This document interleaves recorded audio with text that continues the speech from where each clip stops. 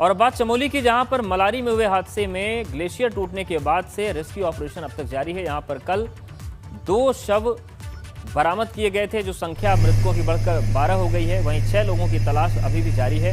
आपको बता दें कि इन शवों को वायुसेना के विमान से जोशीमठ भी लाया जा रहा है, जहां पर मृतकों का पोस्टमार्टम भी किया जा रहा है। डीएम स्वाति एस भदौरिया और पुलिस अधीक्षक यशवंत सिंह सेना के हेलीकॉप्टर से ही रेस्क्यू की मॉनिटरिंग कर रहे हैं और रेस्क्यू लगातार जारी है। विषम भौगोलिक परिस्थितियों में और पारा शून्य से नीचे और धूप अंधेरे में भारतीय सेना के जाबाज रेस्क्यू कर रहे हैं। अगर समय रहते रेस्क्यू नहीं होता तो 384 लोग जो बचाए गए हैं वो जान नहीं बच पाती, एक बड़ा जान माल का नुकसान होता।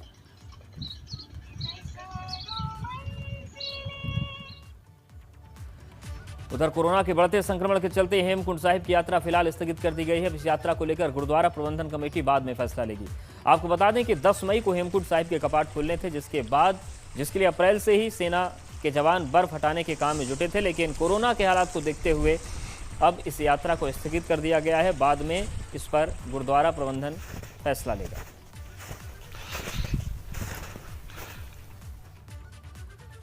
उत्तराखंड में मौसम बदल चुका है। धारचूला के ऊंचाई हिमालयी क्षेत्रों में लगातार बर्फबारी हो रही है, मुश्किलें बढ़ गई हैं। यहां दारमा और व्यास घाटी में लगातार बर्फबारी हो रही है, जनजीवन बुरी तरीके से प्रभावित हुआ और यहां पर 500 बकरियां बर्फ में दब गई, कईयों की मौत हो गई। तो वहीं बॉर्डर पर तैनात जवानों की भी मुश्किलें बढ़ गई। पर में कल कुंभ का आखिरी शाही स्नान है। अखाड़ों से वार्ता के बाद मेला प्रशासन ने तैयारी शुरू कर दी है। पिछले शाही स्नान के क्रम में ही स्नान करेंगे अखाड़े और इस बार संतों और श्रद्धालुओं की संख्या कम रह सकती है। इस स्थिति को देखते हुए मेला प्रशासन नया ट्रैफिक प्लान लागू नहीं किया है। शाही स्नान के दौरान अखाड़ों के आने वाले मार्गों को भी ब्लॉक नहीं किया जाएगा। हाईवे पर आवाजाही यथावत रहेगी। इसके साथ ही साथ अखाड़ों से अपील की गई है कि वो स्नान को प्रतीकात्मक तौर पर ही मनाएं। कम से कम संख्या में संत स्नान के लिए पहुंचे सीओ ट्रैफिक कुंभ प्रकाश देवली ने बताया कि 27 अप्रैल को शाही स्नान के लिए सभी व्यवस्थाएं पूरी हैं। खास ट्रैफिक प्लान भी पिछले स्थान पर ही लागू किया जाएगा और हाईवे को इस बार ब्लॉक नहीं किया जाएगा। सड़क मार्ग पर आवाजाही पूर्व की तरह ही रहेगी। उन्होंने बताया कि अखाड़ों के आने के वक्त पर ही जरूरत पड़ने पर ट्रैफिक को रोका जाएगा। तो कल हरिद्वार महाकुंभ का आखिरी शाही स्नान है। 11 साल के बाद ये कुंभ आया था, लेकिन कोरोना की वजह से कुंभ की तरह नहीं हो सका और अब आखिरी शाही स्नान के दौर में ऐसी हालत है कि प्रतीकात्मक तौर पर ही आखिरी शाही स्नान हो पाएगा। कुछ संख्या में संत पहुंचेंगे और स्नान करेंगे।